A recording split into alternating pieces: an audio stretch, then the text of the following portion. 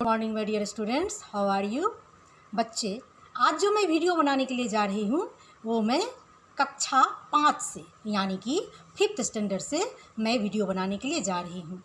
और आज जो हम पढ़ने वाले हैं बच्चे, वो हम पढ़ने के लिए जा रहे हैं वचन। और इसे पहले जो पढ़े थे वो पढ़े थे लिंग। तो देखिए, हाँ, पाठ 6 से वचन पढ़ने के लिए जा रहे हैं, ठीक है। तो सबसे पहले हम जानेंगे बच्चे कि वचन किसे कहते हैं, ठीक है ना। संज्ञा या सर्वनाम शब्द के जिस रूप से उसकी संख्या का पता चले उसे ही हम वचन कहते हैं। देखिए, ऊपर में लिखा हुआ है, आप संज्ञा शब्दों की संख्या गिनकर बता सकते हैं। आप संज्ञा शब्दों की संख्या गिनकर बता सकते हैं। संख्या बताने वाले इन्हीं शब्दों को हम वचन कहते हैं। संज्ञा या सर्वनाम शब्द के जिस रूप से उसकी संख्या का पता चले उसे ही हम वचन कहते हैं। अब देखिए, याद रखिएगा, वचन के कितने प्रकार होते हैं।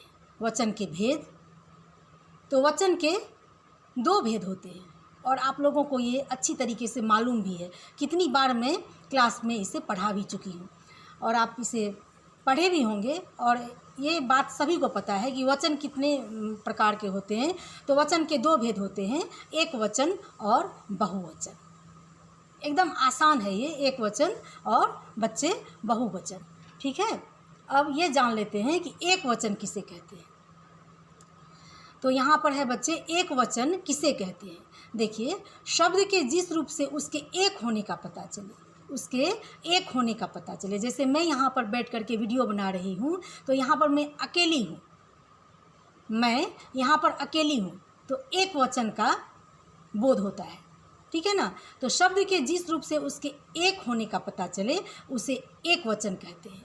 और यहीं पे बहुत सारी अगर टीचर होती तो उसे वहाँ पे पता चलता है कि यहाँ पर बहुवचन का ये रूप हो सकता है। तो अभी एक वचन के बारे में आपको अच्छी तरीके से पता चल गया होगा। अब देखिए, जैसे जैसे लड़का, चिड़िया, कापी, माला, कुर्सी, कमरा आदि। अब जहाँ पे मैं बैठी हूँ वो कमरा भी एक है। यहाँ पर मैं वीडियो बना रही हूँ तो मैं भी अकेली हूँ। तो एक वचन का यहाँ पर बोध होता है। जहाँ पर एक एक वस्तु या एक जो भी चीज़ है, लड़का, चिड़िया, कापी, माला, एक चीज़ का वो एक हो उसे ही हम एक वचन कहते हैं। अब देखिए, बहुवचन किसे कहते हैं। शब्द के जिस रूप से उसके 2 या 2 से अधिक होने का पता चले उसे हम बहुवचन कहते हैं। मैं पहले बताई कि यहाँ पे अगर 2 टीचर होती या 3 टीचर होती या बहुत सारी टीचर होती तो बहुवचन का यहाँ पे बोध होता। तो यहाँ पर शब्दों के जिस रूप से 2 या 2 से अधिक होने का पता चले उसे बहुवचन कहते हैं। जैसे लड़के, तो लड़के, वहाँ पे बहुत सारे लड़के हैं तभी वहाँ पे जाके लड़के बोलते हैं। चिड़िया, बहुत सारी चिड़िया होगी तभी वहाँ पे हम चिड़िया बोलेंगे। कापियाँ, यहाँ पे बहुत सारे कापियाँ होगी तो वहाँ पे कापियाँ बोलेंगे, ठीक है। तो एक वचन और बहुवचन का फ़र्क आपको समझ में आ गया होगा। एक वचन से एक का बोध होता है, बहुवचन से बहुत सारे का बोध होता है। एकदम आसान सा है, इसे एकदम दिमाग में बिठाना है। अब देखिए, आगे चलते हैं। अब यहाँ पे देखिए, वचन बदलने के भी कुछ नियम है। वचन बदलने के भी कुछ नियम है। अ को ए बनाकर, अ को ए बनाकर। अब देखिए, यहाँ पर है, देखिए बच्चे, यहाँ पर है एक वचन, यहाँ पर है बहुवचन, फिर यहाँ पर है एक वचन, यहाँ पर बहुवचन। तो बहन का बहने, अ को ए बनाकर, तो बहन का बहने, तो बहने जब हम बोलते हैं तो ए हो गया। रात का राते, तो राते जब बोलते हैं तो मुंह में क्या आता है, ए।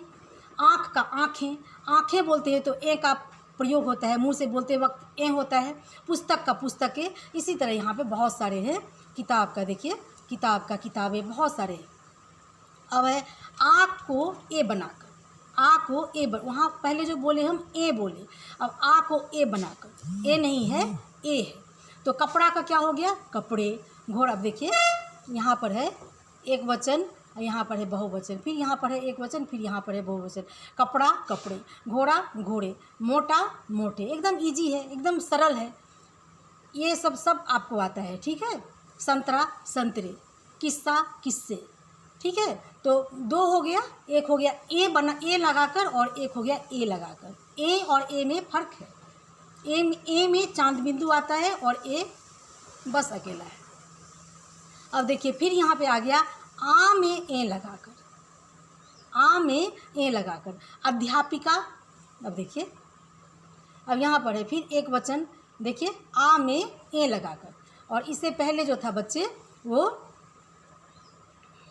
देखिए इससे पहले था, एक सेकेंड, आ को ए बनाकर मात्र ए। अब देखिए इससे पहले था अ को ए बनाकर, ठीक है। तो अभी हम तीसरे पे थे, ठीक है। तो अभी आ में ए लगाकर अध्यापिका का क्या होगा बच्चे, अध्यापिकाएं। माला का क्या होगा, मालाएं। वार्ता का क्या होगा, वार्ताएं। महिला का क्या होगा, महिलाएं, ठीक है। ये भी आप देख लिए। अब देखिए अब है, देखिए उ तथा औ में ए जोड़कर, ठीक है। अब यहाँ पे है तीनों चीज़ में क्या जोड़ना है, ए जोड़कर। तो अब है देखिए बहू का हो गया बहुएं, बधू का हो गया बधुएं, वस्तु का हो गया वस्तुएं, गौ का हो गया गौएं। जब आप इसे बनाने लगते हैं ना तो ये अपने आप बन जाएगा। बस ध्यान रखना है क्या कोई प्रश्न क्या है। बहू का आप अपने आप लिख देंगे बहुएं, आपको सोचना भी नहीं पड़ेगा। वस्तु का वस्तुएं, धातु का धातुएं, धेनु का धेनुएं, वधू का वधुएं, गौ का गौएं, ऋतु का ऋतुएं, ठीक है। अब चलते हैं। अब देखिए अब यहाँ पर है ई तथा ई में यहाँ जोड़कर। अब देखिए यहाँ भी है एक वचन, यहाँ भी है बहुवचन, यहाँ ही एक वचन, यहाँ भी बहुवचन। तिथि का तिथियाँ, ऋति का ऋतियाँ। देखिए यहाँ पे तिथि का है तिथियाँ, ऋति का है ऋतियाँ, दवाई का है दवाइयाँ, मिठाई का है मिठाइयाँ। ऐसे करके बहुत सारे हैं। सखी का सखियाँ, रोटी का रोटियाँ, मक्खी का मक्खियाँ। ये तो बहुत सरल है, ठीक है। अब देखिए अब या को यहाँ बनाकर, तो पुड़िया का पुड़िया, यहाँ पे है या को यहाँ बनाकर, पुड़िया का पुड़ियाँ, डिबिया का डिबियाँ, चूहिया का चूहियाँ, चिड़िया का चिड़ियाँ, ठीक है। एकदम ईजी है। अब है देखिए कुछ शब्दों के बहुवचन इस प्रकार बनते हैं। देखिए यहाँ पे है कुछ शब्दों के बहुवचन इस प्रकार बनते हैं। अब देखिए छात्र का छात्रगण, ऐसे भी लिखते हैं, छात्र का छात्रगण। युवा का युवा वर्ग, कवि का कविगण, दर्शक का दर्शकगण, तुम का तुम लोग, नेता का नेतागण, ठीक है। यहाँ पे क्या लिखा है नीचे वो भी थोड़ा पढ़ लेते हैं। कुछ शब्द ऐसे होते हैं जिनका रूप नहीं बदलता, जैसे पेड़, साधु, फूल आदि, परंतु इनके साथ ने, पर, में, से आदि कारक लग जाए तो इनका रूप बदल जाता है। जैसे पेड़ हवा से हिल रहा है, पेड़ हवा से हिल रहे हैं। दोनों वाक्यों में पेड़ शब्द समान है। हवा ने पेड़ों को हिलाया, इस वाक्य में को लगने पर पेड़ का रूप बदल जाता है। हवा ने पेड़ों को, हवा अब ने लगा दिए तो हवा ने, तो वहाँ पे हवा ने पेड़ को हिलाया, ये अच्छा नहीं लगेगा। हवा ने पेड़ों को हिलाया, हवा ने वहाँ पे जितने सारे पेड़ थे सारे पेड़ को हिला दिया। हवा चलेगी तो एक पेड़ के लिए तो नहीं चलेगी, है ना। जब हम किसी बगीचे में बैठे होते हैं तो हवा जब चलती है तो एक पेड़ के नीचे तो हवा नहीं चलती, हवा ने सारे पेड़ों को हिला दिया, ठीक है। तो बच्चे आप समझ गए होंगे। अब फिर वही है वचन किसे कहते हैं जो हम पढ़े हैं। सदैव एक वचन तथा बहुवचन रहने वाले 4 शब्द बनाइए। ये प्रश्न है आपका, वचन किसे कहते हैं आप पढ़ लिए। एक बार और देख लीजिए वचन किसे कहते हैं, ध्यान रखिएगा।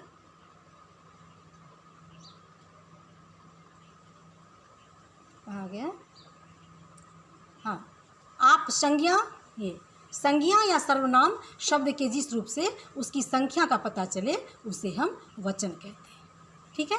तो वचन के बारे में आप समझ गए, वचन के कितने भेद होते हैं और फिर उसके कितने सारे प्रकार थे जो स्त्रीलिंग, ये एक वचन और बहुवचन जो बनाए हम, तो वो सब भी आप देख लिए सारे। तो आप उसका प्रश्न का हल भी कर लेंगे, समझ भी लेंगे। जहाँ कहीं भी आपको कठिनाई लगे तो आप फ़ोन करके कांटेक्ट करके पूछ सकते हैं। जहाँ पे आपको लगे कि ये दिक्कत नहीं समझ में आ रहा है तो कभी भी आप मुझे फ़ोन करके पूछ सकते हैं। धन्यवाद, आज के लिए बस इतना ही।